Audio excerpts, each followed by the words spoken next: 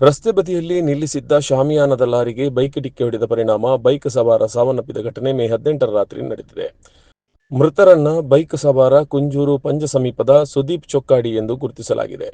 ಶಾಮಿಯಾನ ಸಾಗಿಸುತ್ತಿದ್ದ ಲಾರಿಯು ರಸ್ತೆಯ ಅಂಚಿನಲ್ಲಿ ಯಾವುದೇ ಮುನ್ನೆಚ್ಚರಿಕಾ ಸಂಕೇತಗಳಿಲ್ಲದೆ ನಿಲ್ಲಿಸಲಾಗಿತ್ತು ಎಂಬ ಆರೋಪ ಕೇಳಿಬಂದಿದ್ದು, ಜೊತೆಗೆ ತುಂತುರು ಮಳೆಯಾಗುತ್ತಿದ್ದ ಕಾರಣ ಲಾರಿ ನಿಲ್ಲಿಸಿದ್ದ ಬಗ್ಗೆ ಅರಿವಿಗೆ ಬಾರದೆ ಸುದೀಪ್ ಚಲಾಯಿಸುತ್ತಿದ್ದ ಬೈಕ್ ನೇರವಾಗಿ ಲಾರಿಯ ಹಿಂಬದಿಯಿಂದ ಡಿಕ್ಕಿಯಾಗಿದೆ ಎನ್ನಲಾಗಿದೆ. ಅಪಘಾತದ ತೀವ್ರತೆಗೆ ಸುದೀಪ್ ರಸ್ತೆಗೆ ಎಸೆಯಲ್ಪಟ್ಟಿದ್ದು, ಅವರ ತಲೆಗೆ ಗಂಭೀರ ಗಾಯಗಳಾಗಿದ್ದವು. ತಕ್ಷಣ ಅವರನ್ನು ಪುತ್ತೂರಿನ ಆಸ್ಪತ್ರೆಗೆ ಸಾಗಿಸಲಾಯಿತಾದರೂ ಚಿಕಿತ್ಸೆ ಫಲಕಾರಿಯಾಗದೆ ಅವರು ಕೊನೆಯುಸಿರೆಳೆದಿದ್ದಾರೆ ಎಂದು ತಿಳಿದುಬಂದಿದೆ.